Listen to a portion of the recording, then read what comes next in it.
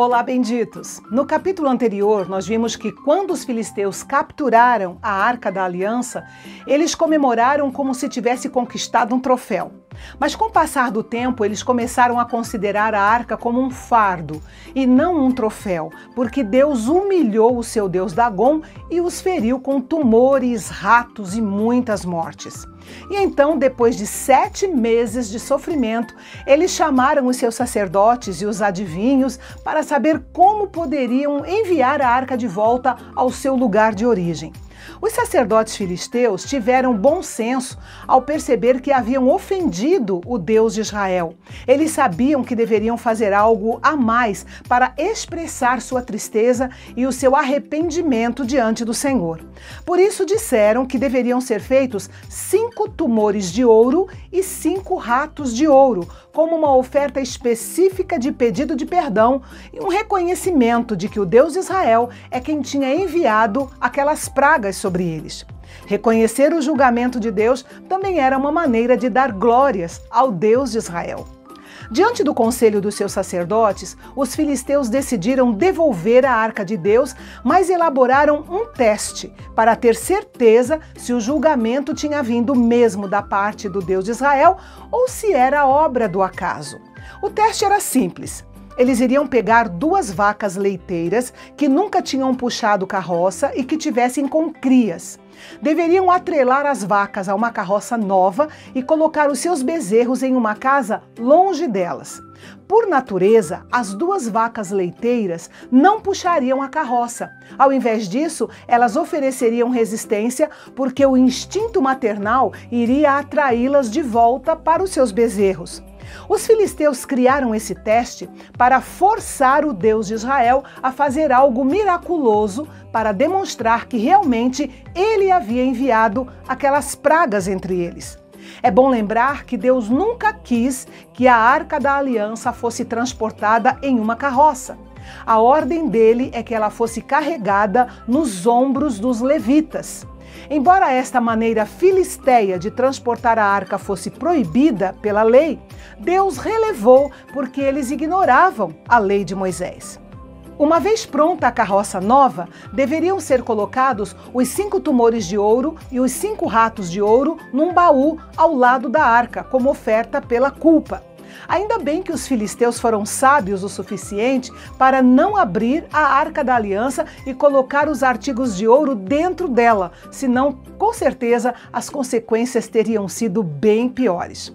Quando tudo estivesse pronto, os filisteus deveriam observar o seguinte: se as vacas fossem em direção à cidade de Bet-Semes, seria a prova de que o Deus de Israel havia enviado as pragas. E se não fossem, eles saberiam que tudo havia acontecido por uma estranha coincidência. Mas, para a surpresa dos filisteus, as vacas foram direto pela estrada que levava a Bet-Semes, sem se desviar nem para a direita nem para a esquerda. Este foi um milagre notável. Ninguém conduziu aquelas vacas. Elas percorreram um caminho de mais ou menos 16 quilômetros até uma cidade onde nunca haviam estado antes. Elas deixaram seus bezerros para trás e seguiram direto pela estrada, andando e mugindo, sem fazer uma curva errada, sem parar, sem nem mesmo se desviar para os campos para se alimentar. E os 5 príncipes dos filisteus iam atrás delas, observando tudo isso. No período de 7 meses em que a arca esteve entre os filisteus, nós podemos imaginar o lamento dos israelitas sofrendo porque pensaram que a glória de Deus havia partido. Mas não, a glória de Deus não tinha saído de lugar nenhum. Deus continuava no seu trono, soberano, com todas as coisas sob o seu controle. Tanto os israelitas quanto os filisteus resistiram a ele, então ele usou 2 vacas para mostrar a sua glória e o seu poder. Depois do longo trajeto, sem parar nem se desviar do caminho, As vacas que conduziam a carroça com a arca atravessaram a fronteira e pararam na cidade de Bet-Semes, onde os homens estavam trabalhando colhendo trigo. Quando eles avistaram a arca, houve uma explosão de alegria entre eles. Podemos dizer que eles sentiram algo como os discípulos sentiram no dia em que viram Jesus ressuscitado. Naquele dia, a esperança renasceu. Como ordenava a lei, os levitas foram chamados para tirar a arca da carroça e a colocaram numa grande pedra no campo. Bet-Semes era uma cidade sacerdotal, de modo que haviam muitos levitas por ali. Depois, os levitas fizeram um altar com a madeira da carroça e ofereceram as vacas em holocausto ao Senhor, assim como os presentes de ouro que os filisteus enviaram junto com a arca. Eles estavam tão felizes que desconsideraram que, de acordo com a lei, somente animais machos deveriam ser sacrificados. E foi um grande sacrifício, porque vacas e carroças eram propriedades muito caras naquela época. Os 5 príncipes dos filisteus, que acompanharam todo o trajeto e viram a reação dos israelitas diante do retorno da arca, tiveram então certeza de que tudo o que havia acontecido não havia sido por acaso, e então voltaram para Ecrom. Depois disso, aconteceu um fato muito triste em Bet-Semes. Um grupo de homens, movidos pela curiosidade religiosa e pela falta de reverência ao Senhor, pecou, olhando para dentro da arca do Senhor.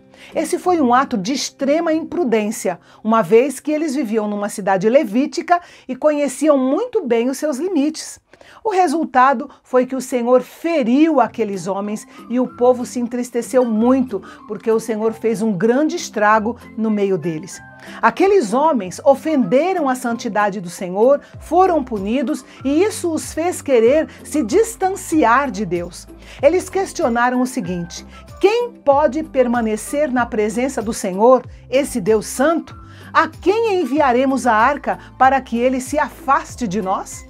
É interessante que quando os homens são confrontados com a santidade e o poder de Deus, eles não são necessariamente atraídos a ele por isso. Pedro, por exemplo, diante do poder de Jesus, pediu que ele se afastasse. E os discípulos sentiram muito medo de uma aproximação quando viram Jesus glorificado. Mas a santidade não é alcançada por nossos próprios esforços. Ela é parte da nova pessoa que nos tornamos em Cristo.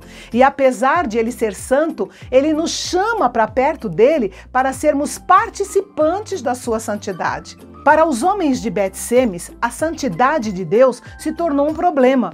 Um problema que, na realidade, na ótica deles, só poderia ser resolvido afastando a arca ou a presença de Deus de Bet-Semes. Veja que a pergunta deles não era como podemos ser justificados diante de um Deus santo, mas era a quem enviaremos a arca para que ele, esse Deus santo, se afaste de nós? Então eles enviaram mensageiros aos habitantes de Quiriat-Jearim, pedindo que eles ficassem com a arca. E nós não sabemos por que eles escolheram especificamente essa cidade. Mas será que os habitantes de Quiriat-Jearim estavam preparados para receber a arca do Senhor? Ou será que eles também ficariam receosos depois de saber do estrago que o Senhor havia feito em Bet-Semes? Você confere a resposta deles amanhã, aqui no canal Bendito, onde a teologia é para todos.